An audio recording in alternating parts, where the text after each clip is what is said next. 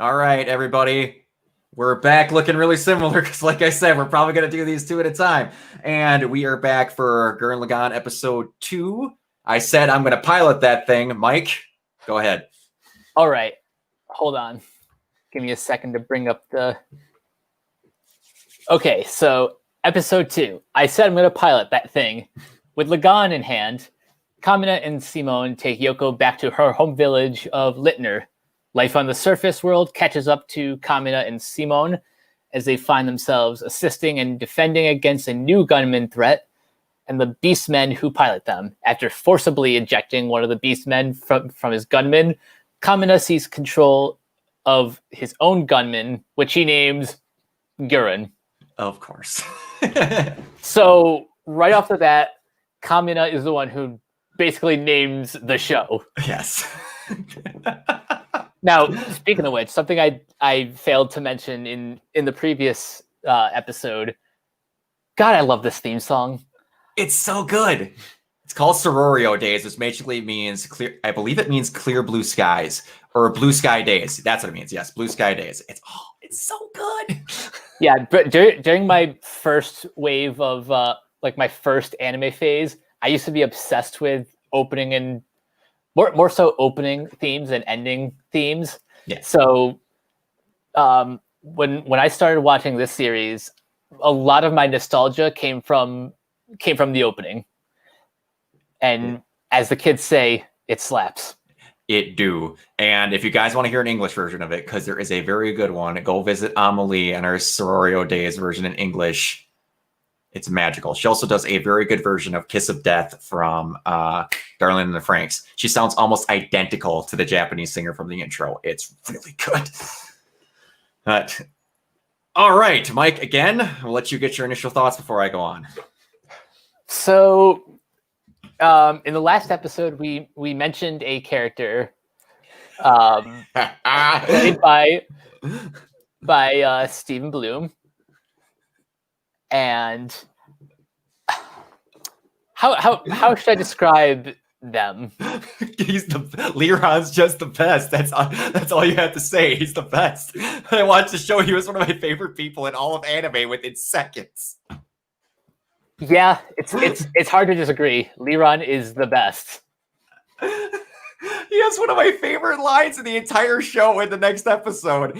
I can't say it because it spoils what they do, but oh my god. Oh, he's just...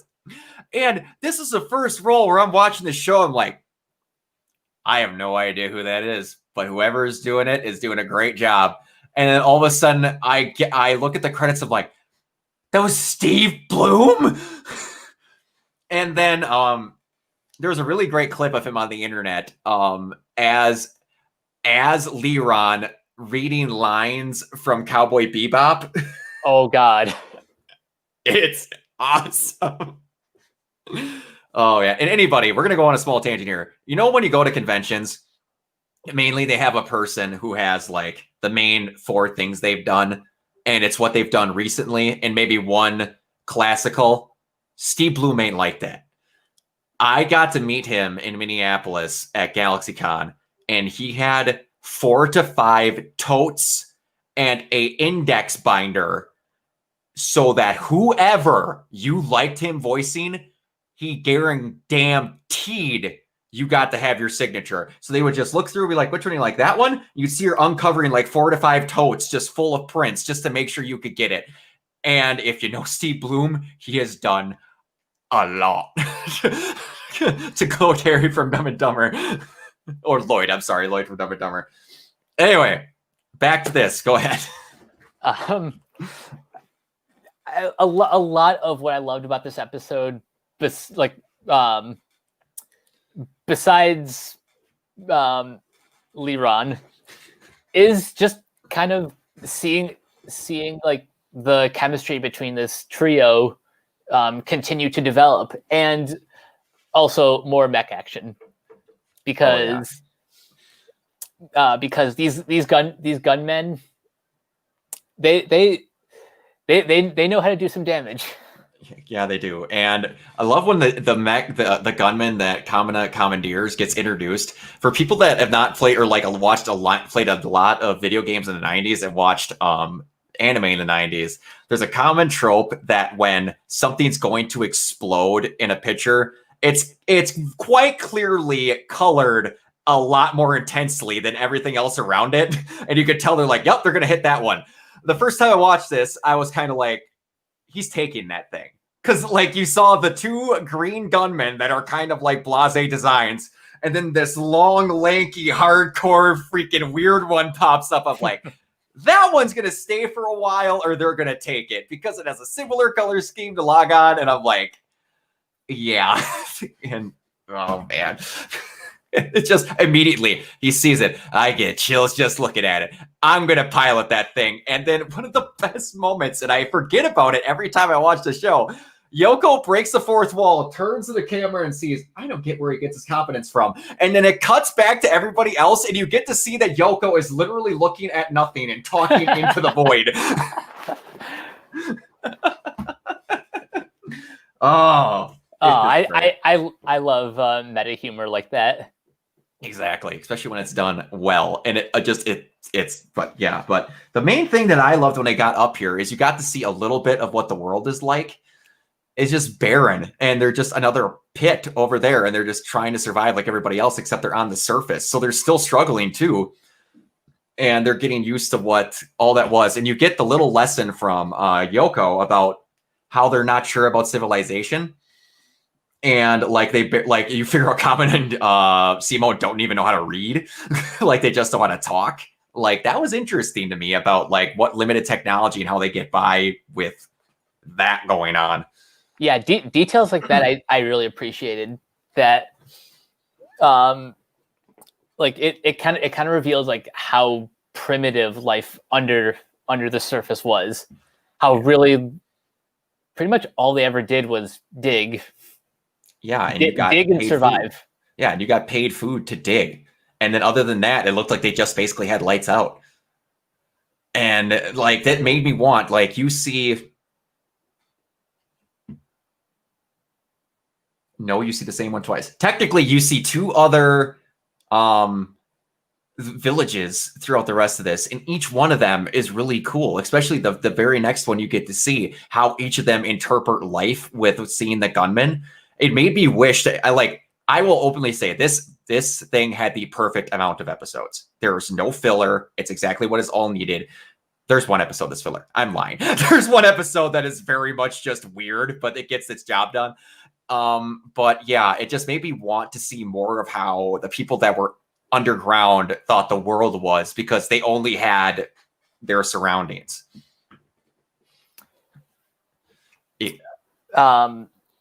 Yeah, I like the pretty much the world building around this is very fascinating. Kind of reminds me of like a mech version of the Mad Max world. I never thought about it that way, but you are not wrong. That's actually a really good way to put it. That's just the first thing that came to my mind. Like during one of the scenes where you just see, like, I think it's towards the end, where you just look out into like the sunset. Yep.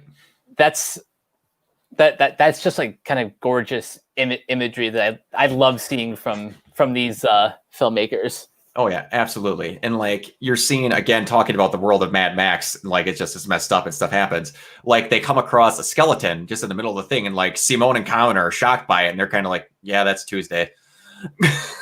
And it's just like, wow, really? And it's like nothing phases them anymore after this. No, and then like even speaking, we're on that when the gunmen first land, they're just kind of like, it explodes. They happen to like, what was that? And then like she's just polishing her gun, and freaking Leron's making coffee. They're like, yeah, that's gonna be another one. Waits about 5 seconds. Boom! Like, how do you know this? Oh man, I know you haven't finished this. That it makes me so excited for you to see the amount of stuff that Leron does later. But anyway, you get to learn two very important parts of this show and its lore, and it leads up to one of my favorite moments in this episode. You saw the moment in episode 1 where Simone has this kind of meltdown after they get caught trying to escape, and Kamina comforts him after he remembers that his parents were killed in a cave-in. And then the other thing you learn is that when he's walking away helping Yoko after he kind of admires her in the moonlight because Yoko's gorgeous, you see the Lagann turn back on, and you find out that it's the human spirit, at least for males anyway. I believe it's that way either way. I don't think they specifically say anything different for females. That is what fuels the machine and gets it going. And I love that. Again, kid with self-confidence issues being told you could do what you want and you make it happen through stuff like that. It leads to a moment where like it finally hits Simone after he's kind of scared to go out there and fight them, that one of those hits and he has a flashback for his parents being killed again. And he clicks. He's like, these earthquakes wouldn't happen unless those gunmen are landing. Those gunmen killed my parents. And then there's a similar moment to this, I want to say like 10 episodes from now, where Lagann just spools into overdrive and then fires forward because Simone is pissed off. And he goes out there as just like, that was the first time you get to see him revved up like that. And I think it's the only time in the show where Kamina kind of goes, all right, buddy, we're going to take this seriously. I'm appreciative that you're pissed off, but we need to be a little cool-headed. You don't hear him say that often. I have a feeling that's going to be a pretty interesting episode once I get up there. It's probably my top 5 moments in the entire show because it means a lot what leads up to it. There's one moment towards the end of this episode that really kind of got me was once they reveal who that skeleton is. Yeah, that. Oh, and there's another thing that this show pays off a lot of stuff. If you're not catching the hint from what I'm saying, that again gets paid off in a really, unless you don't think about it, you don't realize it kind of moment later on. But yeah, his entire goal was to get to the surface, and then his dad, he didn't get to see it with him. It just, This is the thing that's like kind of bittersweet about anime. And for the next episode of Tuned Up, one of the shows I've been watching is Netflix's Agretzko. I've heard about that. It is deceptively amazing. You wouldn't know it just judging off the character designs, but it gets really deep with its characters, and it's like social commentary. Okay. But watching that today and the ending of this episode, it's a lot. It's a lot emotionally. Oh yeah. Oh, and those hits will keep on coming, especially considering with the skeleton where he's like, well, and he mentions the thing. He's like, what a waste to die out here like that. He makes the comments about like basically making the guy who died earlier sound like a pansy. And you realize the same thing happened to his dad. So he's like, oh no, it's that hard out here. I loved my dad, thought he was the biggest hero ever, and even he didn't make it. It's like that almost seemed like a wake-up call for him. Like now this means war. Oh, it does. And we'll get into that more, but it's just like one thing you mentioned earlier that before I forget, because again, we're getting towards covering everything, is To Hell with Gatai, the song that becomes basically the Team Gurren battle theme that kicks in when Kamina finally gets, I can't talk today, finally gets Gurren going. And if you listen to the lyrics, it plays whenever Team Gurren finally gets in the spirit and starts moving. But if you listen to the lyrics, it almost seems like it's a song from, again, can't say it if people are watching this honestly and haven't watched the show, the main villain, because a lot of the lyrics are talking about the nerve of these underground dwellers coming to the surface and coming up here. Like you got the main opening lyrics are, you've got some nerve coming out here into the eye of the storm with a noose around your neck.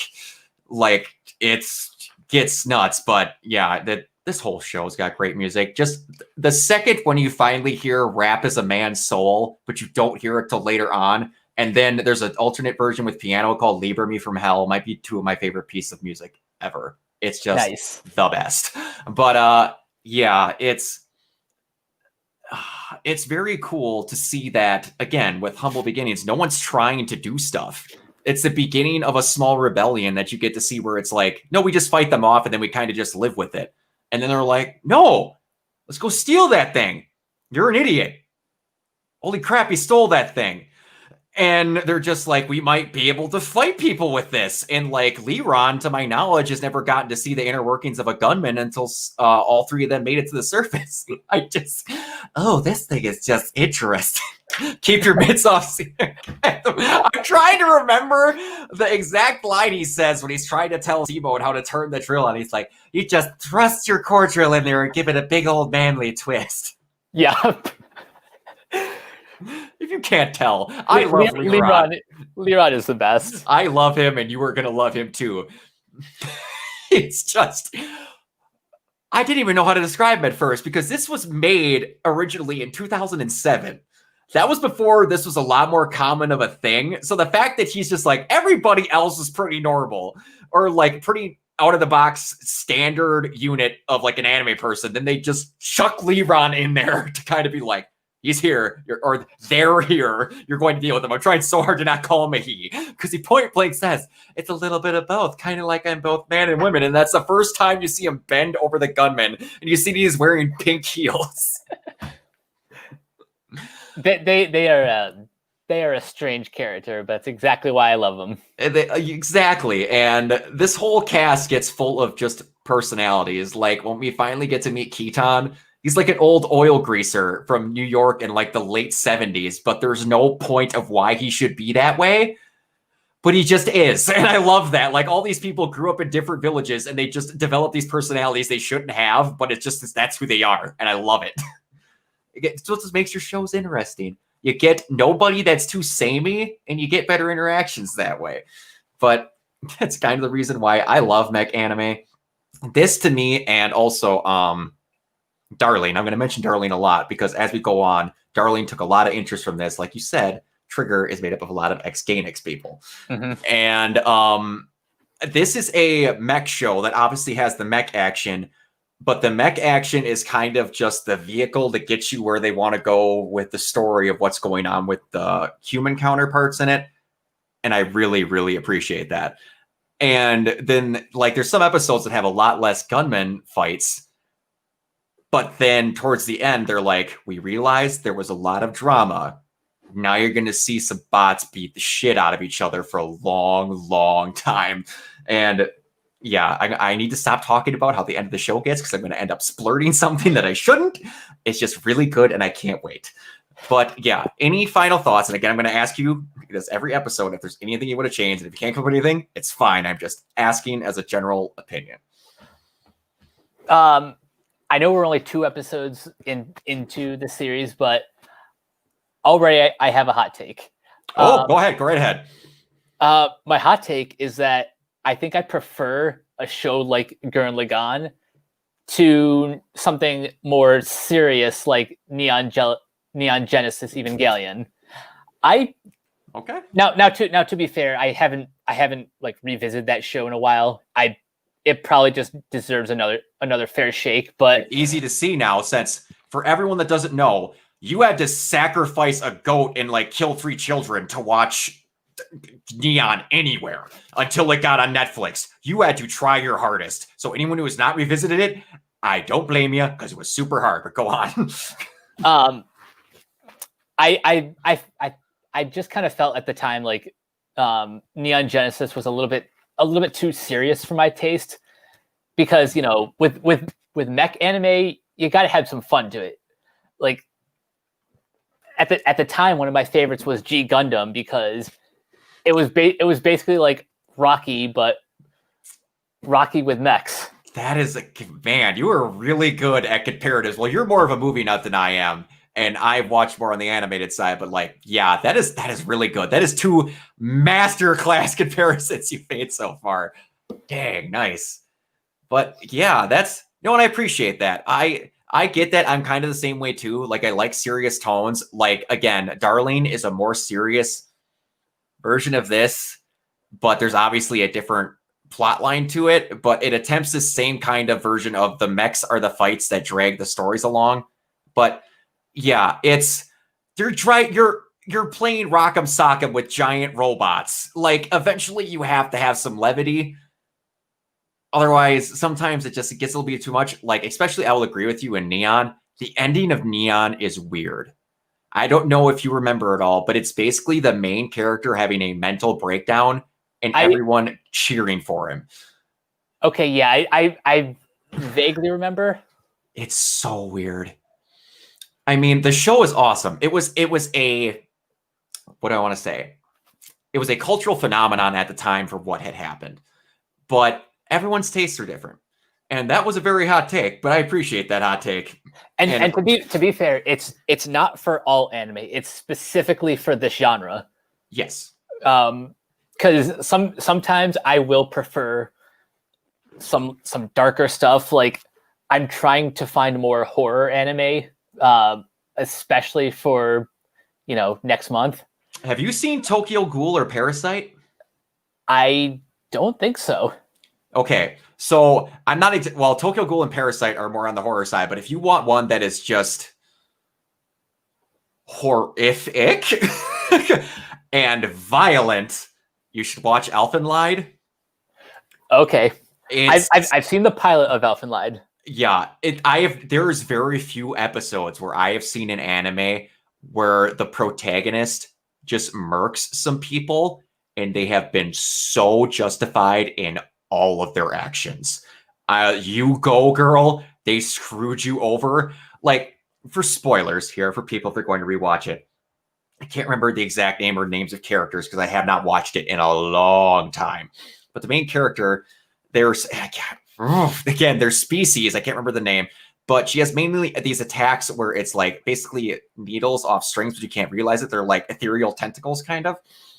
And this is going to make me want to watch Elfenlied again since I'm barely remembering it. But she was in it was like an orphanage or a school, and she had found a random puppy that she thought was the best, and it was just her best friend because all the people at the school were absolute dicks and douchebags.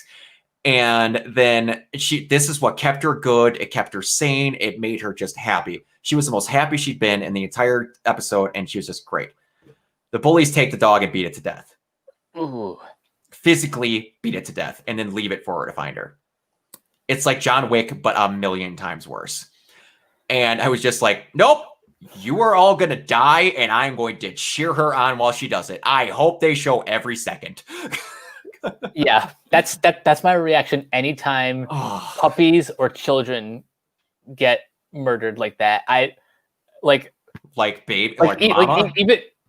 Even if they're if they were like borderline sympathetic characters, the second they hurt like an innocent bystander, I do not care about them anymore.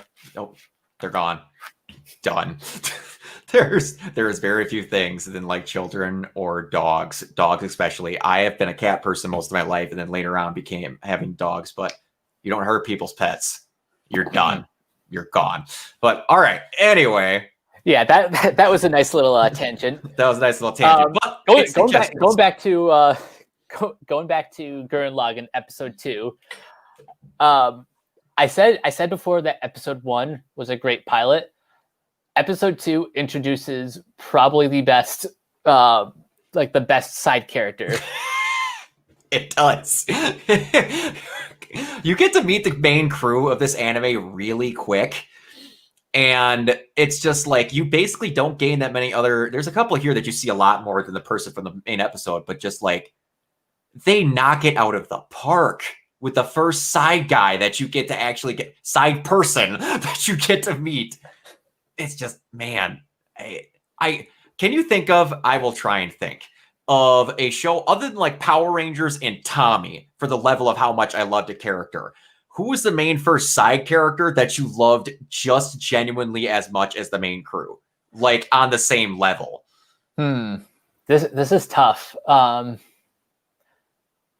I'm having a hard time thinking of one specific example, because oftentimes the side characters are the ones that just get to have the most fun.